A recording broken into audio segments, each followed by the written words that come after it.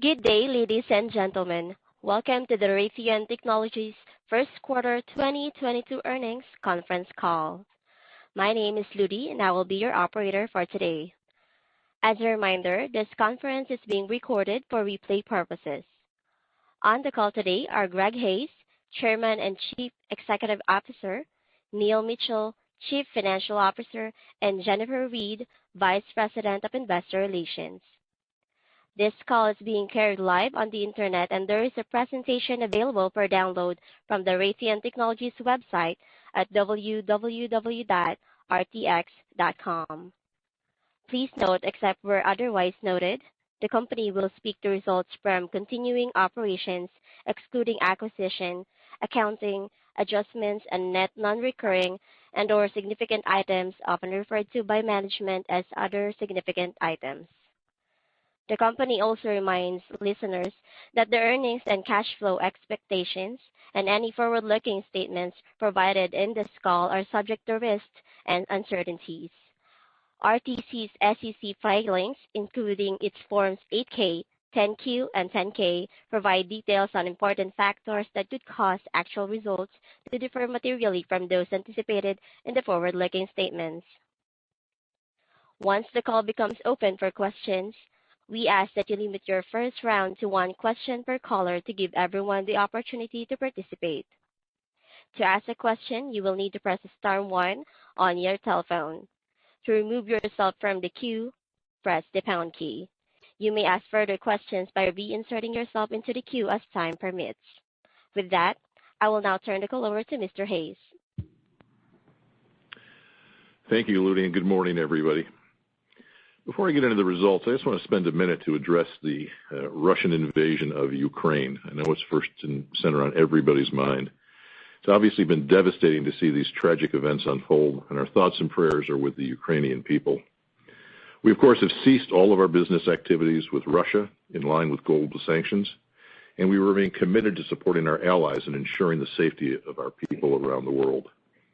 This event, more than any other, demonstrates our unique responsibility as a global company entrusted with supporting our customers as they navigate a difficult and complex geopolitical landscape. And we remain focused on honoring that mission. All right, let me turn to the first quarter. As you saw from the press release, we're off to a good start for the year. On the commercial aerospace side, we remain optimistic on the market recovery, despite a slower than expected start to the year due to the impact of Omicron and increased geopolitical tensions. That said, air traffic is rebounding again in many markets around the world. In the U.S., passenger traffic through TSA checkpoints remains steady versus Q4 at about 1.8 million passengers per day in the quarter. But importantly, it averaged over 2 million passengers per day in March, a significant increase last year, and that's nearly 90% of what we saw in 2019. So recovery is in sight. On the defense side, we're very pleased with the enacted 22 DoD budget, and we're encouraged by the President's most recent fiscal 23 budget request of $773 billion. The proposed budget includes broad-based support across our key programs and technology investments in cyber, space, missiles, missile defense systems, and others. And we expect the enacted budget could be even higher to account for inflation and the many unfunded priorities identified by the services. Looking internationally, our allies are also increasingly prioritizing defense spending with a focus on defensive systems, which we are uniquely positioned to support.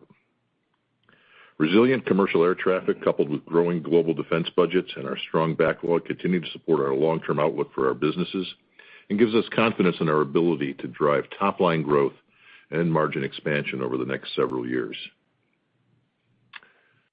All right, turning to slide 2, this is some highlights for the quarter. As I said, it was a good start to the year, despite the impact of Omicron and continued supply chain constraints. Commercial aftermarket remained strong in the quarter, growing 38% from Q1 of last year. We delivered solid financial performance in the quarter where we exceeded our expectations on both adjusted EPS and free cash flow. That said, as a result of ceasing business activities in Russia, we are going to reduce our full-year sales outlook by $750 million to a new range of $67.75 billion to $68.75 billion. However, we are going to hold our adjusted EPS range of $4.60 to $4.80, and we continue to expect free cash flow of about $6 billion for the year. Neil will give you a little more color on this in just a minute. Our defense backlog remained very strong at $62 billion exiting the quarter, and total company backlog was $154 billion. Notable defense awards in the quarter included about $1.2 billion of classified bookings at RMD, including a significant competitive award, as well as $650 million for the SPY-6 full-rate production contract. And RIS booked about $1.1 billion of classified awards. On the capital allocation front, we repurchased $743 million of RTX shares during the quarter, and we remain on track to repurchase at least $2.5 billion of share for the year. Yesterday, of course, you saw we increased our quarterly dividend by nearly 8% from 51 cents per share to 55 cents, continuing our long history of growing and paying a dividend. Since completing the merger, we have returned nearly $9 billion to RTX shareowners, and by the end of this year, by the end of 22, that will be in excess of $13 billion. And of course, we remain committed to returning at least $20 billion to shareowners in the first 4 years following the merger. That shouldn't be an issue at all. On the program execution front, we recently delivered the first LTAMDS unit into the U.S. Army test program. It's an important milestone for what will be a franchise program for RMD. And finally, we launched RTX Ventures to accelerate our pipeline of innovative technologies to drive future growth and seed an ecosystem of groundbreaking technology companies. With that, let me turn it over to Neil, and I'll be back for the wrap-up and Q&A. Neil? Well, thanks, Greg. I'm on slide 3. As Greg noted, we delivered adjusted earnings per share and free cash flow that exceeded our expectations for the quarter. Sales of $15.7 billion were in line with our expectations and up 4% organically versus the prior year. Our performance in the quarter was primarily driven by the continued recovery of domestic and short-haul international air travel that was partially offset by continued supply chain constraints across our businesses. Adjusted earnings per share of $1.15 was up 28% year over year and ahead of our expectations, primarily driven by commercial aftermarket at Collins, 4 cents of commercial OE timing at Pratt, and other corporate items, including lower tax expense, which more than offset the supply chain constraints. On a GAAP basis, EPS from continuing operations was 74 cents per share and included 41 cents of acquisition accounting adjustments and net significant and/or non-recurring items, which included 14 cents of charges associated with the impact of global sanctions on Russia. And free cash flow of $37 million was better than our expectations of an outflow of $500 million, driven primarily by working capital, most notably the timing of collections during the quarter. And finally, let me give you an update on our synergy progress. During the quarter, we achieved incremental gross cost synergies of about $90 million, putting us on track to achieve $335 million of incremental cost synergies for the full year. With that, let me hand it over to Jennifer to take you through the segment results, and I'll come back and share our thoughts on the rest of 2022. Jennifer? Thanks, Neil. Starting with Collins Aerospace on slide 4. Sales were $4.8 billion in the quarter, up 10% on an adjusted basis and up 11% on an organic basis, driven primarily by the continued recovery in the commercial aerospace end market. By channel, commercial aftermarket sales were up 39%, driven by a 73% increase in provisioning, a 43% increase in parts and repair, and 11% increase in modifications and upgrades. Sequentially, commercial aftermarket sales were up 5%. Commercial OE sales were up 12%, with strength in narrowbody, offsetting expected headwinds from lower 787 deliveries. And military sales were down 12%, driven primarily by supply chain constraints and expected declines in F-35 volume. Adjusted operating profit of $584 million was up $252 million from the prior year. Drop through on higher commercial aftermarket and OE volume more than offset lower military sales volume and higher SG&A expense. Looking ahead, as a result of ceasing activities with Russia, we now expect Collins' full-year sales to be about $375 million lower than our prior expectations, but still expect their sales to grow low double digits. However, as a result of better mix and spending containment, we are maintaining Collins' full-year operating profit range of up $650 to $800 million versus 2021.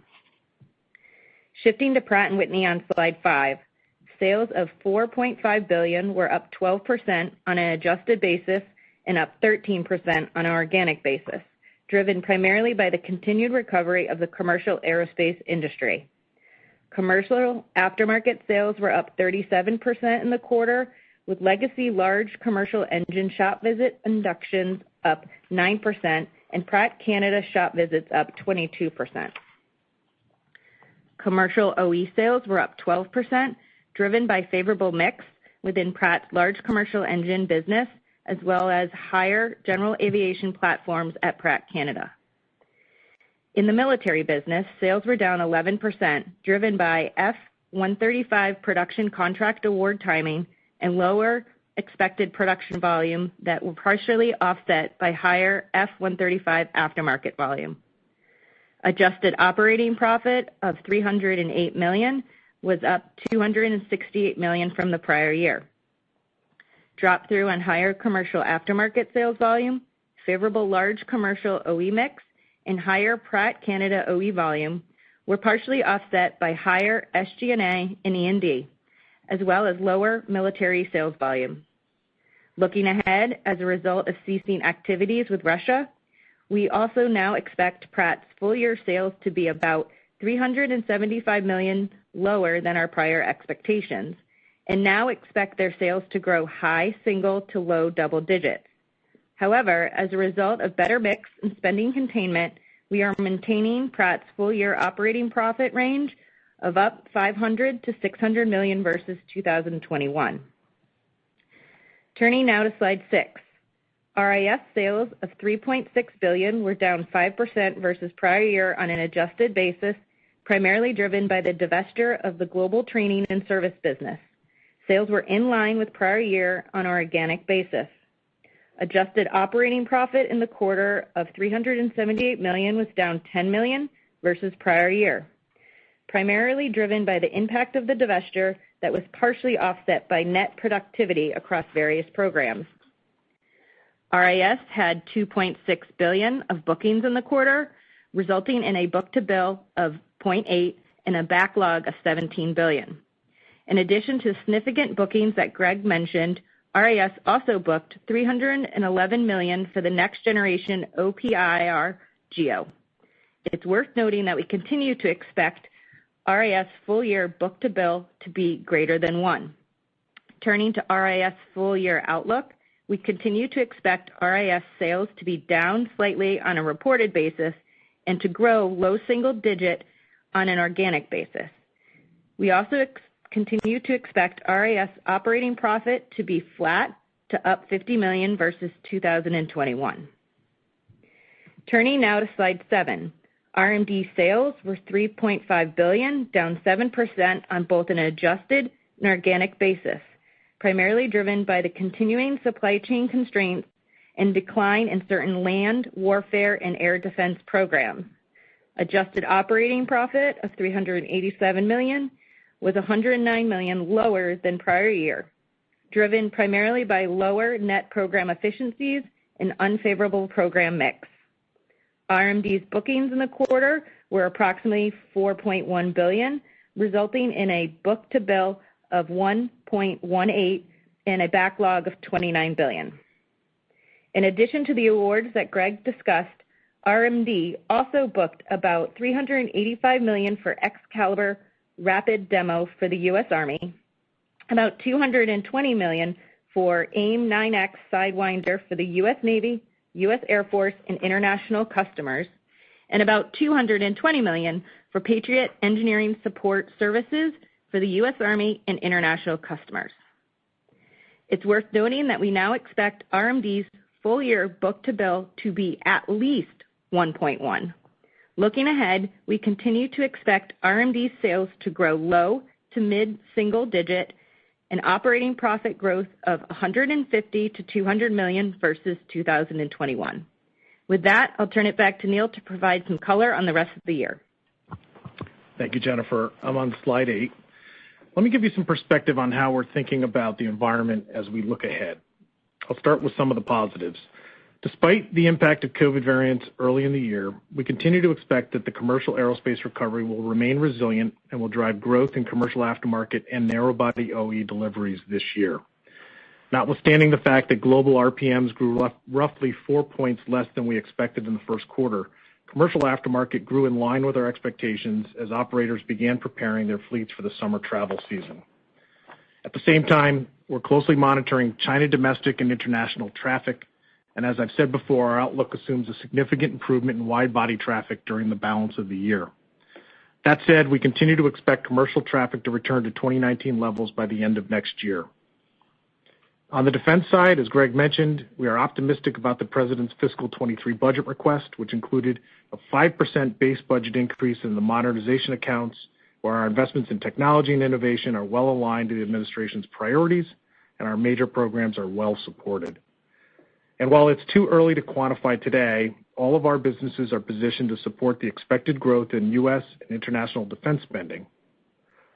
On the cost reduction front, we remain laser focused on driving operational excellence to deliver further margin expansion, including $1.5 billion of total gross cost synergies. On the challenges side, we continue to see global supply chain, inflation, and labor availability pressures across our businesses. And while we saw increasing risk in these areas during the first quarter, we remain focused on mitigating actions and expect supply chain constraints will ease later in the year. And finally, we continue to monitor the broader geopolitical environment, including the impact of global sanctions, as well as the U.S. and global tax environment. Turning now to our outlook on slide 9. As Greg discussed, due to ceasing business activities with Russia, we're reducing our full-year sales outlook by $750 million, which, as we said, is split evenly between Collins and Pratt. We now see full-year sales between $67.75 billion and $68.75 billion for the full year. However, from an earnings perspective, we continue to expect adjusted earnings per share to be between $4.60 and $4.80 due to improving sales mix and spending containment at both Collins and Pratt. And on the cash front, we continue to expect free cash flow of about $6 billion. It's important to remind everyone that our cash flow outlook continues to assume that the legislation requiring R&D capitalization for tax purposes is deferred beyond 2022, which, as I've said before, the free cash flow impact of this legislation is approximately $2 billion for the year. So with that, let me hand it back to Greg to wrap things up.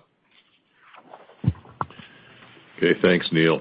Just a couple of thoughts here on our 22 priorities, which remain essentially unchanged. Obviously, we remain focused on supporting our customers, our employees, suppliers, and communities so that we can actually execute on our mission of defending democracy and connecting the world.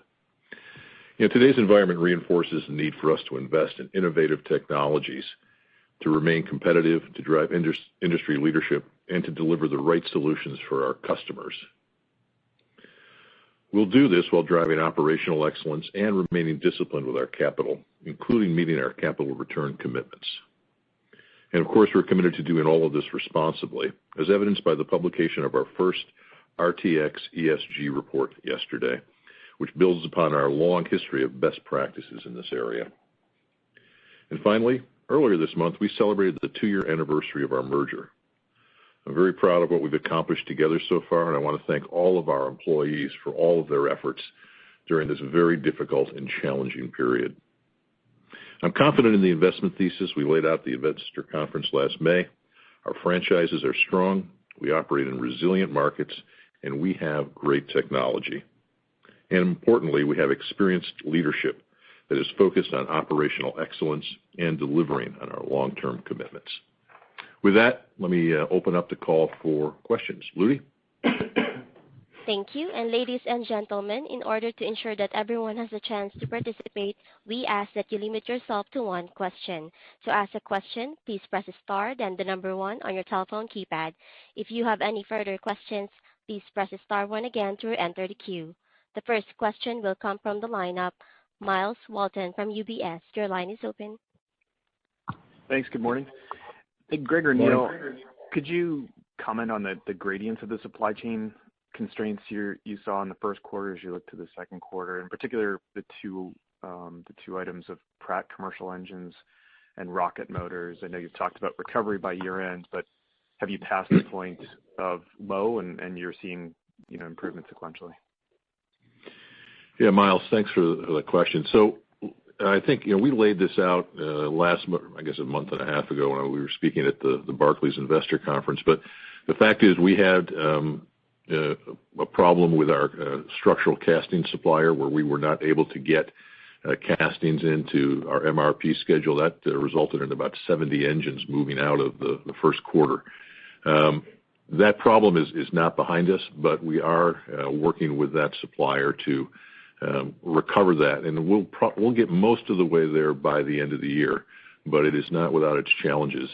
Like everybody else, our suppliers are seeing a shortage of labor, as well as inflation in their own businesses. So that's the first piece. I think again we understand the issue, and we have a plan to recover it. On the rocket motor side, this impacts most of the RMD businesses, and that remains problematic. We have a recovery plan that we work with them on every day. We have a number of our folks that are at their facilities every single day working through this, making sure we're being prioritized. But the recovery is not going to happen this year. I think we are so far behind on rocket motors, it could well stretch into the 2023 timeframe. So again, not a new issue, but one that we have not been able to solve yet. And we're off working with other suppliers to try and requalify other rocket motors, but it is a long process to do that. So we're going to be hand to mouth on rocket motors for a period of time yet. Okay. And just a clarification, did that drive in the EAC in the quarter in RMD? Is that the reason for the lighter margins? Miles, it's Neil. Good morning. Let me comment a little bit on the margins. There's a couple of things driving the margins year over year. I would characterize it in a couple of different buckets. The first one is about 110 basis points I would attribute to lower EACs in the quarter versus a year ago. And I would say that some of that was in fact driven by the fact that because of the supply chain delays that we encountered in the first quarter, they pushed key milestones out to the right that we're looking to that would be the indicators of when we could realize productivity. So we expect productivity to return to the RMD business in the second quarter and beyond, and certainly the first quarter I think marks a low point of the year for RMD and the margin. But that was the principal contributor. The second piece, just to kind of finish the thought, the other 100 basis points I would attribute to the contract mix. And we've been talking about this for quite some time now, about the mix from lower international Patriot and NASAMS production volume, and some lower margin development contracts that are in process right now. So, overall, with RMD sales down 7% in the quarter, about half of that was expected, and the other half was, I'd say, driven by the supply chain. We also did have one fewer workday in the quarter. That was probably about $50 million for the quarter. But we do expect that to recover as the year goes on. RMD is still expected to be up about 3% year over year on a sales basis. All right. Thanks for the color. Your next question comes from the line of Robert Spingarn from Melius Research. Your line is open. Well, hi, good morning. Wanted to Morning, ask a couple things on defense. Jennifer talked about, I think it was low to mid-single digit sales growth profile at RMD going forward. Does this embed incremental demand that you talked about expected out of Europe? More specifically, the Army, will the Army replace the current 1,400 Stingers that were sent to Ukraine, and would that be through a sole source contract or perhaps a competitive follow-on contract? Yeah, let me start with that, Robert.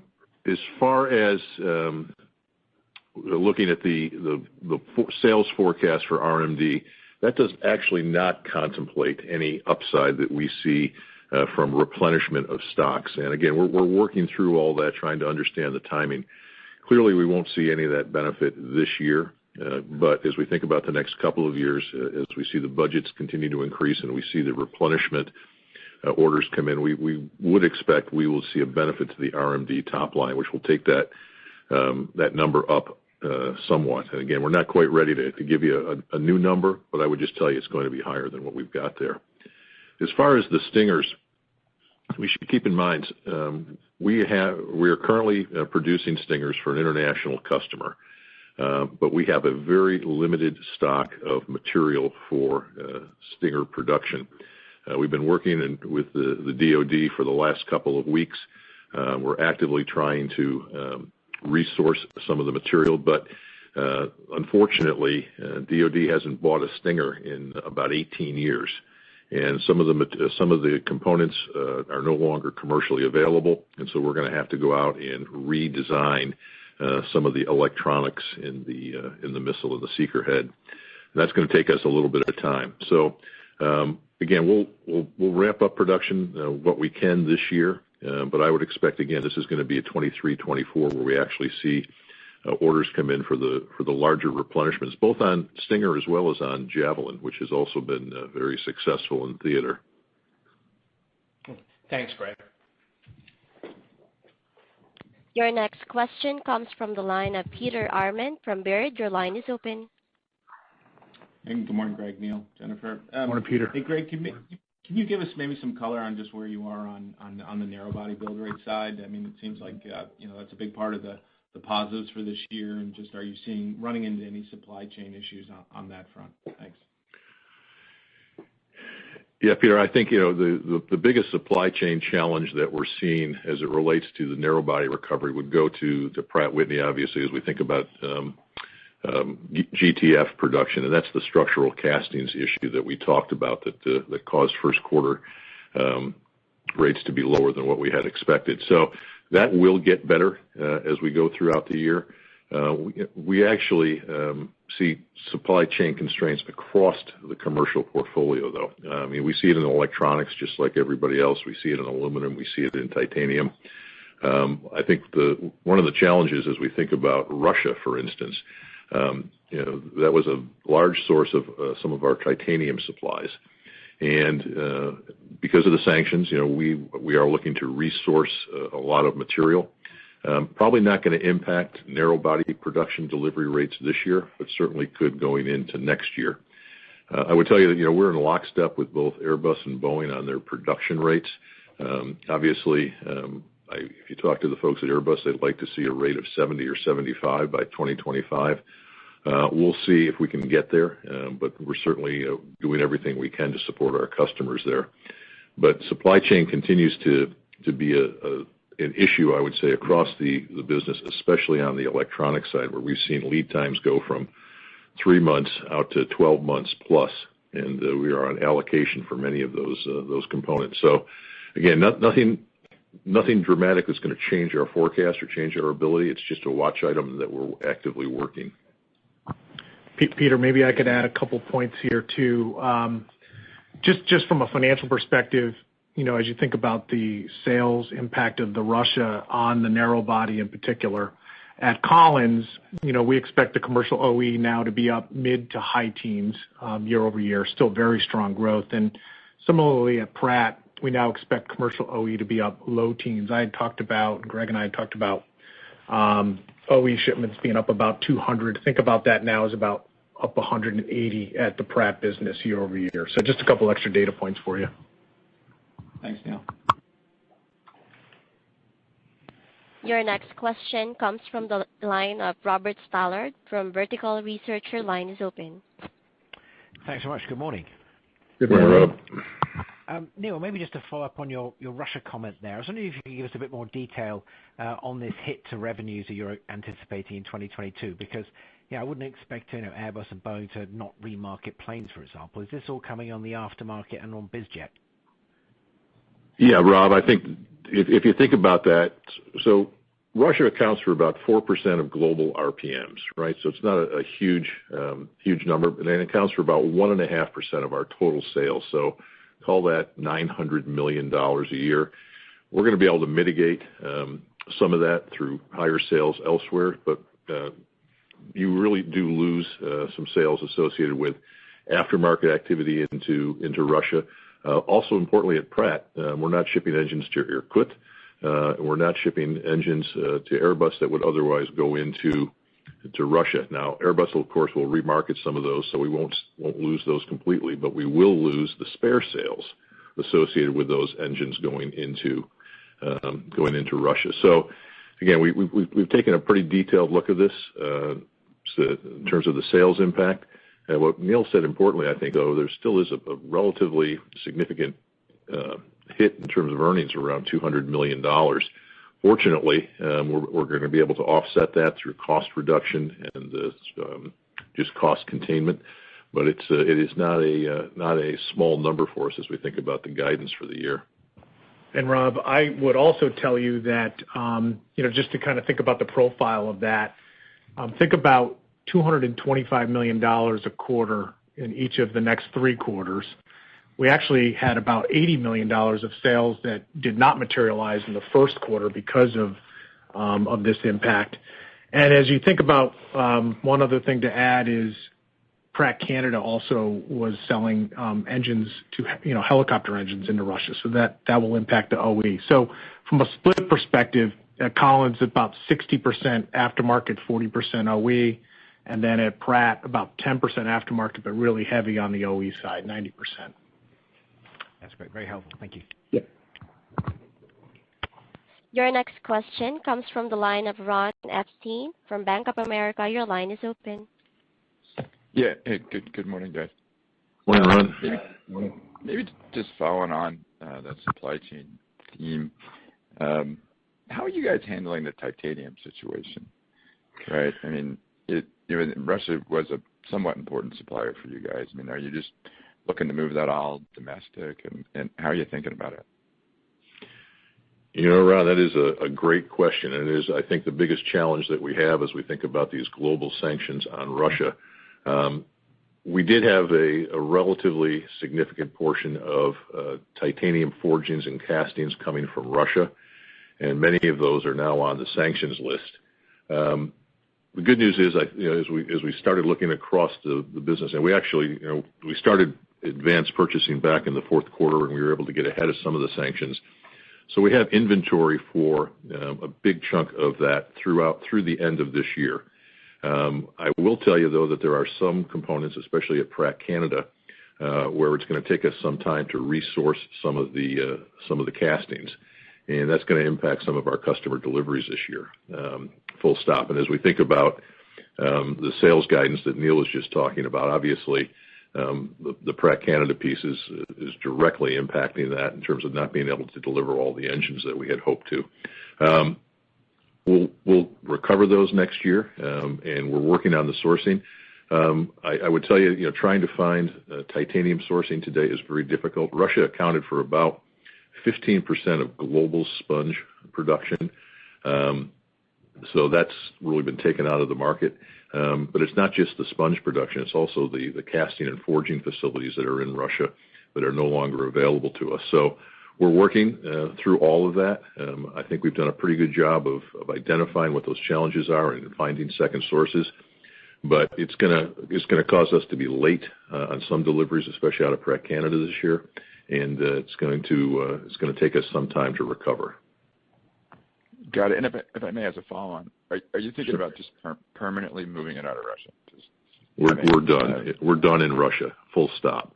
We actually we had a joint venture there where we built commercial heat exchangers for Boeing and Embraer. We closed that facility. We sold our share. We aren't going back. I think this is, as they say, crossing the Rubicon here as far as we're concerned for Russia. We're not going to support the airlines. We're not going to support the development programs. We're not going to support any Russian customers going forward while this is going on. Got it. All right. Thanks, Greg. Your next question comes from the line of Sheila Kahyaoglu from Jefferies. Your line is open. Good morning, guys. Thank you for the time.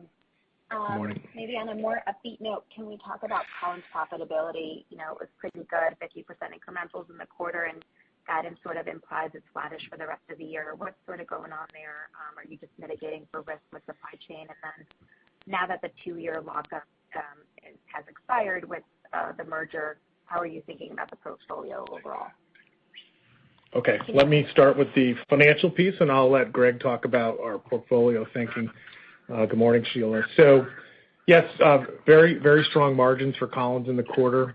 Getting a little bit of feedback there. So good margins. The aftermarket in particular at Collins performed quite well with provisioning up 73% year over year, and that was really, what drove the favorability in the first quarter for us. So I think we don't expect that to, sustain itself at quite that level as the year progresses.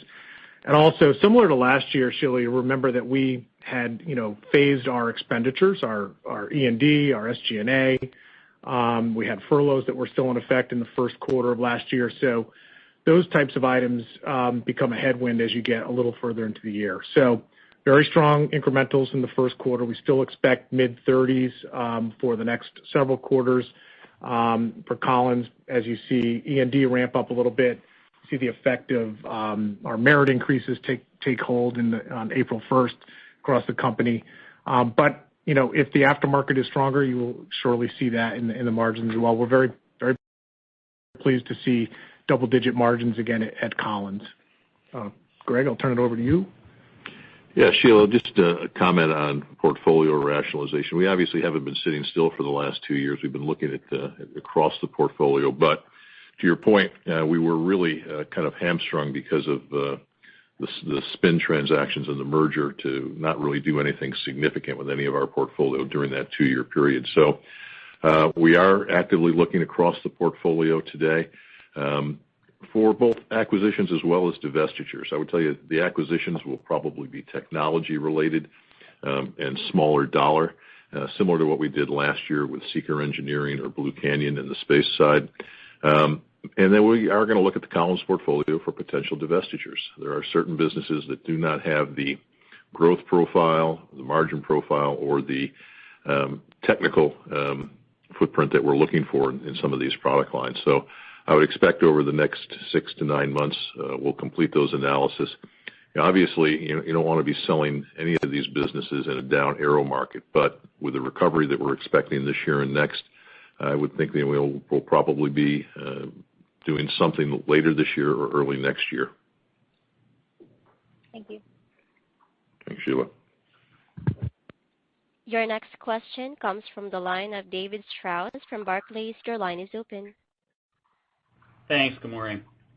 Morning. Morning, David. Greg, on the Collins side, any visibility out of Boeing to go above 31 a month on MAX, and where are you today on 87 and the outlook for production to start moving back up again there? That's a great question for the Boeing company tomorrow when they release earnings. I would tell you, we're in lockstep with Boeing in terms of the production schedule on MAX for this year. I know they have talked about 31 a month, and we're clearly able to support that level and even higher as we go into next year. 787 production, I think, again, we have been working with Boeing as they're working through their own issues relative to FAA certification to get the aircraft delivered. Obviously, we haven't been shipping a lot down to Charleston on the 787 over the last quarter because of some of those issues. But we would expect as the year progresses, we'll start to see that pick up. And I would tell you that Boeing has been very transparent with us in terms of sharing what their delivery and production forecasts are, and it's all reflected in the guidance that we've given for Collins. So no change to any of that today. All right, great, thanks. Your next question comes from the line of Kristine Liwag from Morgan Stanley. Your line is open. Hey, good morning, guys. Morning. On the large commercial engine castings issue at Pratt, is this related to aluminum casting or titanium casting? And also with raw material and labor inflation, are there threshold limits on how much you're able to pass through to your customers?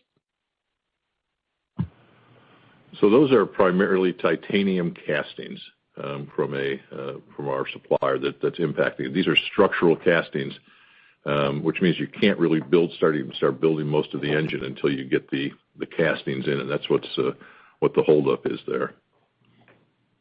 I'm sorry, was there another part to that question, Christine? Yeah. Yes, Greg, on raw material and labor inflation, are there threshold limits on how much you're able to pass through to customers? There are. I think that, the good news is you think about inflation in the supply chain is about 80% of our commercial aerospace supply is on long-term agreements.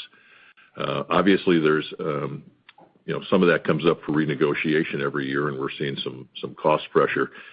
Typically, every year we see maybe $150 million or so of inflation. I would tell you there's probably an extra $200 million this year of inflation that we're going to have to offset through cost reduction or negotiations with some of the supply chain. In terms of passing it on to the customers, typically we have deadband pricing within the contracts, which require us to absorb the first tranche of inflation, and then beyond that we can pass on a portion of it. Unfortunately, we're not going to be able to do that this year. That will be a benefit next year as we can increase pricing.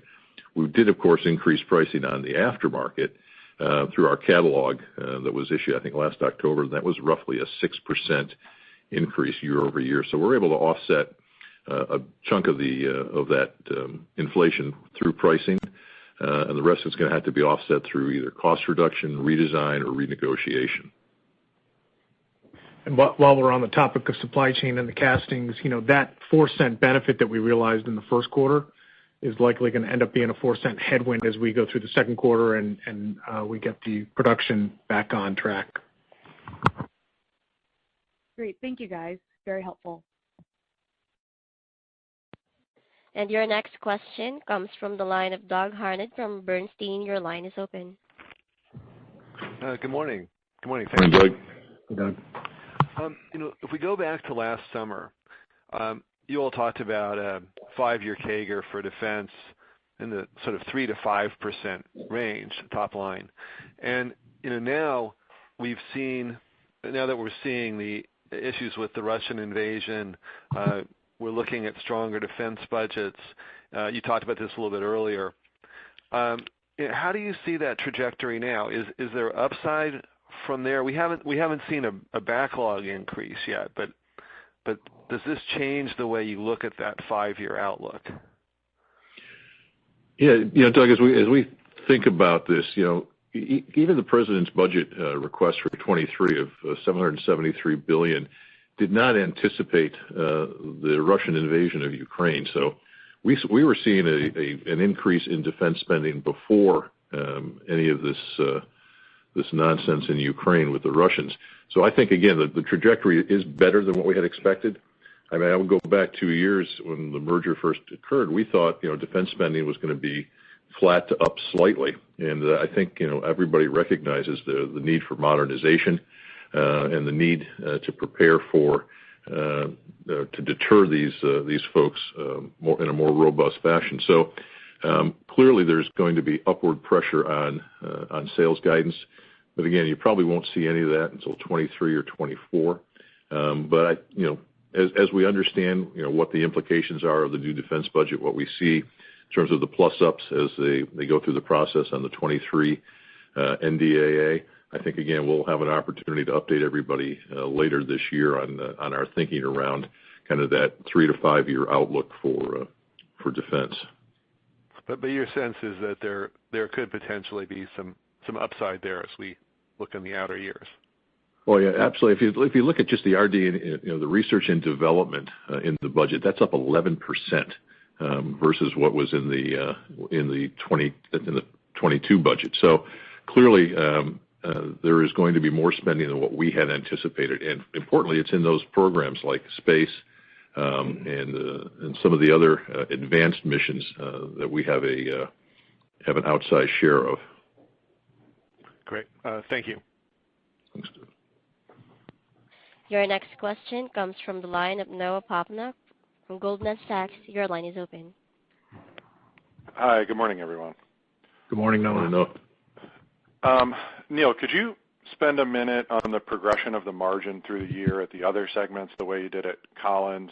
Because it looks like RIS is fairly steady through the year, but then RMD, mathematically needs a pretty big step up to get into the 150 to 200.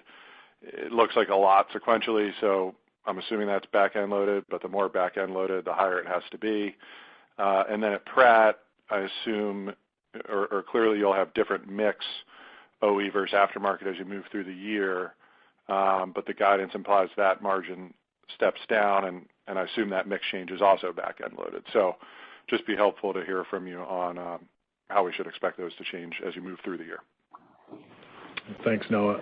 Let me start with RMD. As I said earlier, the 11% in the first quarter we see as the low point of the year, and in order to get to our full year guide, you're right, we have to be in the 13 to 14% margin range, and that business has been there before. That will come on the back of improved mix. It will also come with productivity realization as we get later in the year and these milestones get realized. So I would expect to see sequential increases in the margin at RMD as we go throughout the year, with Q1 being the low point. I talked about Collins, but just to reiterate, Q1 benefited from the provisioning. I do expect SG&A and E&D to kick in a little bit higher. Plus, we have substantial military growth that's profiled in the latter part of the year. And so that obviously comes with slightly lower margins, and you'll see that kind of come across throughout the quarters as we go ahead.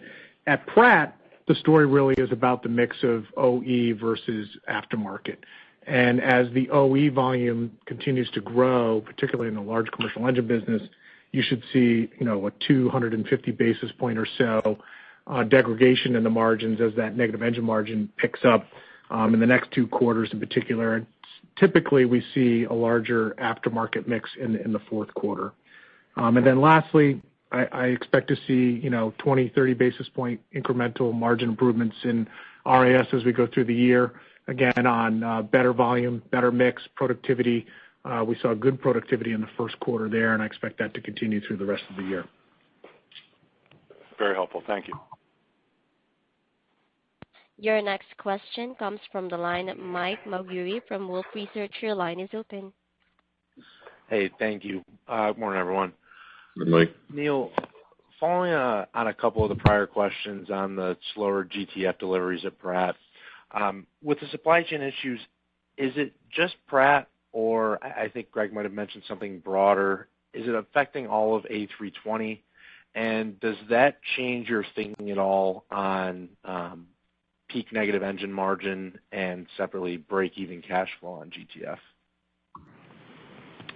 Good morning, Mike. No, I don't see any change to our thinking around peak negative engine margin or our break-even on the GTF. I would say that the supply chain issues that we've been talking about and we're seeing, aside from the casting issue, are more acute in the defense side of our businesses at this time. In particular, January and February of this past quarter, were particularly light. I think that was driven by our suppliers having a lot of absenteeism and an inability to, put the overtime to recover. But we have seen that start to slowly recover in March and again in April. That has really affected Collins as well as RIS and RMD. We've seen that across the board there. At Pratt Whitney in the first quarter, in addition to the casting issue on the military side, we did see a delay in getting under contract for the next lots of F-135 engines. We do have a handshake and expect that to be done in the second quarter, so just timing within the year.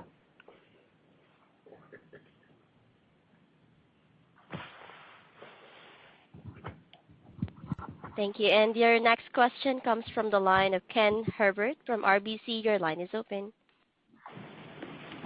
Hi, good morning. Thank you. Okay. Ken? Hey, Greg and Neil. I wanted to ask about China. The traffic data and events in China so far in April have not been encouraging.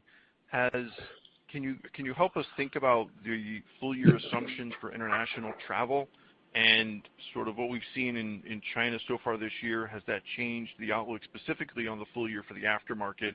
Or how would you talk about the recovery in international travel and the risk in the back half of the year relative to what we were seeing so far in China in particular? Yeah, Ken, that's kind of an understatement about China. Obviously, I think China accounts for about 16% of global RPMs. A big chunk of that is their domestic market, which is down more than 80% because of the lockdowns that we've seen because of COVID. Obviously, there is an impact to the aftermarket, but we do expect that will recover. And we have seen that several times in the past, whereas the Chinese lock down their cities, they get passed away within 30 or 60 days, and the traffic comes right back. So we don't expect any long-term impacts from this.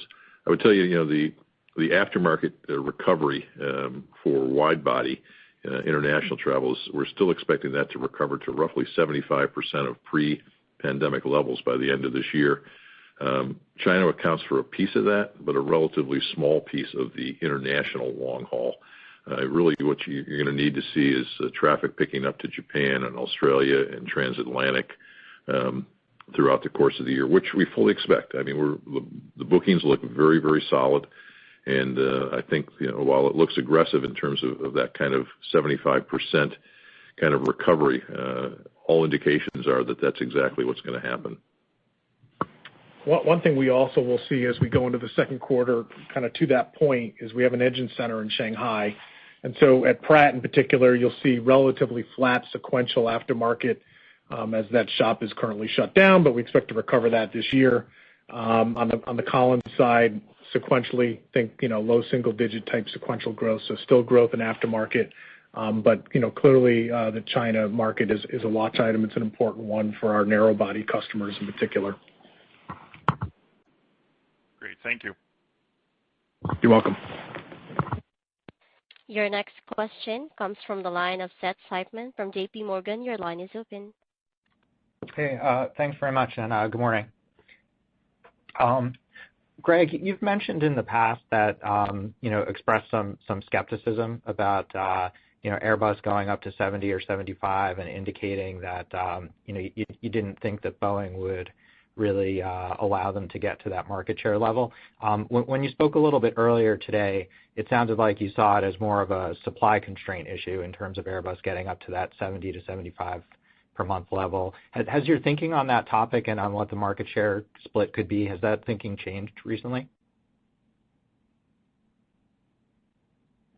Seth, I would tell you it is evolving. As we look at the backlog that Airbus has, if you want a slot, take an A320 delivery, you're talking about 2028 at current production rates. So there is pressure to move up to that 70 to 75. We're currently facilitized for rate 63, which is something we had agreed to with Airbus well before the pandemic. So I think, again, there is pressure to take the rate up to 70 or 75, and I think Boeing will see its share will continue to also increase production on the 737, but there is robust demand out there for narrow-body aircraft, and I think, again, the constraint will be supply chain. At the end of the day, can not just Pratt and Collins, but the entire supply chain support a rate of 75 a month in Toulouse and Hamburg, and then 40 or 50 a month for narrow body at Boeing, the 737. So we'll see. All I would tell you is we remain in lockstep in terms of what's going on over the next 18 to 24 months with both Boeing and Airbus on the narrow body, and we're certainly able to meet those demands today, and we'll work with them. If the demand is there, we will find a way to meet it. Great. Thanks very much. And your next question comes from the line of Cai von Rumohr from Cowen. Your line is open. Yes, thanks so much for taking the call. Greg, you mentioned 6% aftermarket price hike. You normally do that in October for January, so it hits all at once. But back in October, inflation wasn't quite the threat that it was now. Were you seeing pushback on that price hike? And secondly, was that across the board, or which areas were maybe a little higher than others? Thanks. Yeah, well, Kai, thanks for the question. So obviously, we saw inflation building, and that price increase was a little bit stronger than what we would typically push for the catalog. I thought usually 4.5% or 5%. So we took the opportunity to raise prices. We do it obviously with keeping in mind in terms of where the demand signals are coming from the customer. And a big chunk of the aftermarket at both Pratt and Collins is on long-term agreements where you don't see that type of 6% increase. But on the time and material overhaul and repair work that we do, that we'll see the benefit. Obviously, inflation is much worse than what we expected it to be for the year. We were thinking 3 to 4%, not 8.5% like we saw last month. But our hope here is that inflation will moderate as we get to the end of the year. And come October, we'll take another look at the catalog, and if inflation is still there, we will have to address it through the catalog again. Thank you. Thanks, Kai. All right, I think. Go ahead, Ludi. Yes, thank you. And we have reached the end of our Q&A session. I would like to hand the call back to Mr. Greg Hayes for the closing remarks. Thank you. All right, thanks, Ludi. Thanks all for listening today. As always, Jennifer and the IR team are available all day to answer any and all questions you might have. Thank you. Stay healthy, and we'll see you all soon. Take care. Bye. Ladies and gentlemen, this concludes today's conference call. Thank you for participating. You may now disconnect.